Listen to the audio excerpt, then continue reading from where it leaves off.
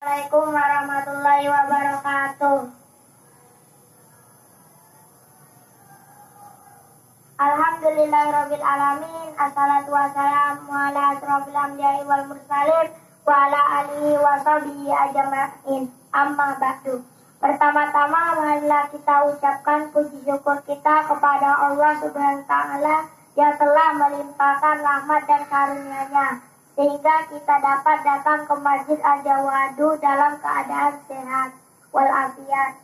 Baik untuk pemasukan infak Ramadan tanggal 2 April 2023 berjumlah Rp100.000. Terima kasih kami sampaikan kepada seluruh jamaah yang telah menginfakkan sebagai rezeki dan hartanya. Semoga Allah membalas dengan kebaikan yang berlipat ganda. Amin Allahumma amin. Untuk petugas tarawih pada malam ini Bilal Pak Yulian, penceramah dan imam Ustadz Muhammad Bayu Putra. Selanjutnya kepada penceramah waktu dan tempat kami persilakan. Wassalamualaikum warahmatullahi wabarakatuh.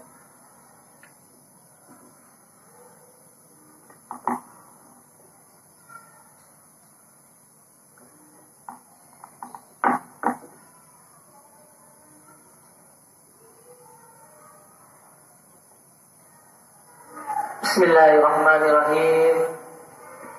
Assalamualaikum warahmatullahi wabarakatuh.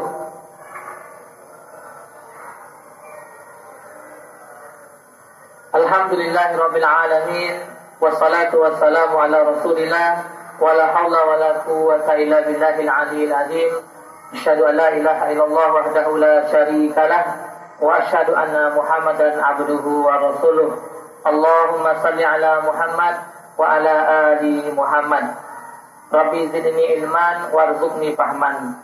Alhamdulillah yang berbahagia kaum muslimin muslimat, jemaah salat isya dan tarawih serta witir, insyaallah mari kita bersyukur pada Allah. Alhamdulillah pada malam yang ke-13 Allah berikan karunia kita bisa hadir pada malam hari ini dengan nikmat iman, nikmat sehat, nikmat keselamatan.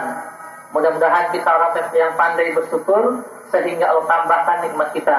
Wa in syakartum la azidannakum wa la in kafartum inna azabi lasyadid. Jika kamu bersyukur maka Allah akan tambah nikmat, tambah dan tambah terus nikmatnya. Namun jika kamu kufur maka ingatlah azab Allah sangat pedih. Dan kita bersalawat Nabi tercinta kita Nabi Muhammad sallallahu alaihi wasallam biqaulina Allahumma shalli ala sayyidina Muhammad wa ala ali sayyidina Muhammad. Assalamualaikum ya Rasulullah.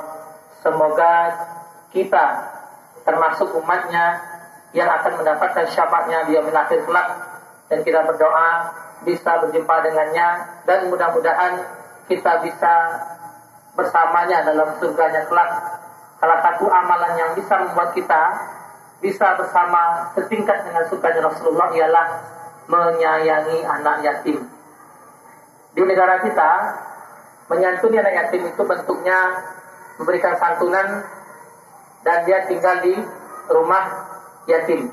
Padahal seyogyanya sebenarnya menyayangi anak yatim ini ialah merawat dia, mendidik dia sebagaimana kita menyayangi, mendidik anak kita. Nah, orang yang seperti ini nantinya kelak akan mendapatkan kemuliaan bisa bersama Rasulullah Sallallahu Alaihi Wasallam. Anak-anak kami, insya Allah pada malam hari ini kami akan menyampaikan judul kultum manusia bisa seperti binatang. Manusia bisa seperti binatang.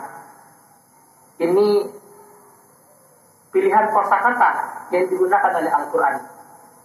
Hewan, kafir, binatang, hewan ternak, kera, dan sebagainya.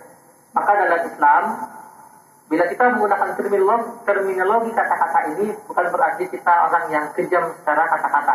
Tetapi itulah kata-kata yang digunakan oleh Al-Quran untuk menyebutkan satu hal. Toleransi dalam Islam bukanlah kita meminimalisir kata-kata yang ada dalam Al-Quran, tetapi toleransi dalam Islam ialah bagaimana kita tidak memaksakan agama kita pada orang lain. Nah, ini semoga kita bisa memahami dengan sebaik-baiknya. Dalam surah Al-A'raf ayat 176, Allah Subhanahu wa taala berfirman, A'udzu billahi minasy syaithanir rajim.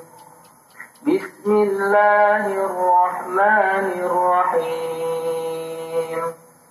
Walau syi'na la rafa'nahu biha walakinnahu akhlada ilal ardi wattaba'a hawah.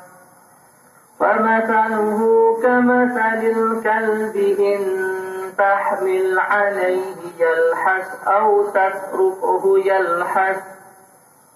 ذلك مثل القوم الذين كذبوا بآياتنا فقصص القصص لعلهم يتفكرون. Yang artinya, dan sekiranya kami menghendaki, niscaya kami tinggikan derajatnya, dan dengan ayat-ayat itu tetapi dia cenderung kepada dunia dan mengikuti keinginan yang rendah. Maka perumpamaannya seperti anjing, jika kamu menghalaunya, dijulurkan lidahnya, dan jika kamu membiarkannya, ia menjulurkan lidahnya juga. Demikianlah perumpamaan orang-orang yang mendustakan ayat-ayat kami, maka ceritakanlah kisah-kisah itu agar mereka berpikir. Bapak Ibu sekalian, anak-anak kami yang berbahagia, kita belajar dari perumpamaan hewan yang digunakan oleh Allah dalam Al-Quran. Tadi di surah Al-A'raf ayat 176 Allah menggunakan penyebutan kata hewan anjing. Seumpamanya mereka mengingkari ayat-ayat Allah itu seperti kita biarkan juga dia menjulurkan lidah, kita beri beban pun dia menjulurkan lidah.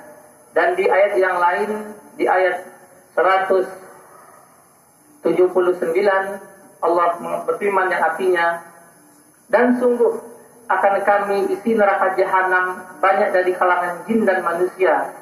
Mereka memiliki hati, tetapi tidak dipergunakan untuk memahami ayat-ayat Allah. Dan mereka memiliki mata, tetapi tidak dipergunakan untuk melihat tanda-tanda kekuasaan Allah. Dan mereka mempunyai telinga, tetapi tidak mempergunakannya untuk mendengarkan ayat-ayat Allah. Mereka seperti hewan ternak, bahkan lebih sesat lagi, mereka itulah orang-orang yang lengah. Di tema yang diberikan oleh panitia pada malam hari ini, mari kita renungi. Yang pertama, Allah bisa meninggikan derajat seseorang dengan ayat Al-Quran ini apabila orang itu mau mengikutinya. Namun apabila orang mengikuti hawa nafsunya, Allah menyebutkan dengan sifat anjing dan kera dan hewan ternak. Lalu apa sifat-sifat dari anjing ini? Kami akan menyampaikan yang pertama, yang bisa kita pelajari, yang kita bisa ambil ibrahnya ialah anjing adalah hewan yang sama saja kita beri beban dan tidak diberikan beban, ia akan menjulurkan lidahnya. Dia tak mengenal puas, bahkan mereka menentangnya kalau dikategorikan sebagai sifat manusia, menutup mata dengan kebenaran dan meninggalkannya. Lalu hewan ternak ini dia tidak bisa lagi memiliki cara berpikir karena mata yang digunakannya tidak dipergunakannya, telinga yang digunakannya tidak dipergunakannya, sehingga dia mengikuti hawa nafsunya tanpa dia bisa mengontrolnya. Lalu Allah menyebutkan juga dengan sifat kera. Kera kalau kita perhatikan sifatnya diantaranya ialah rakus. Kera diantaranya ialah mau menang sendiri. Dan sifat kera lainnya, karena kami tinggal di daerah perkampungan, kera ini mengambil hak-hak orang lain. Dan kita perhatikan fenomena di negara kita, bahkan pejabat negara, para pengambil kebijakan, mereka sangat tidak masuk di akal ketika mereka mengumpulkan harta-harta dan pundi-pundinya. Kita tidak tahu apakah di antara kita ketika Allah uji dengan harta kita bisa melewatinya atau sebaliknya. Maka pada kesempatan yang berbahagia ini, mari kita berhati-hati terhadap sifat-sifat yang itu bisa ada pada diri manusia. Manusia diberikan kemuliaan akal, pikiran, dan perasaan yang membedakannya dengan hewan. Namun apabila dia lebih buruk daripada hewan, maka dia sangat hina, bahkan melebihi hewan tersebut. Mudah-mudahan kita bisa mengambil manfaatnya. Subhanakallahumma bihamdika asyhadu an la ilaha illa anta astaghfiruka wa atubu ilaik. Assalamualaikum warahmatullahi wabarakatuh.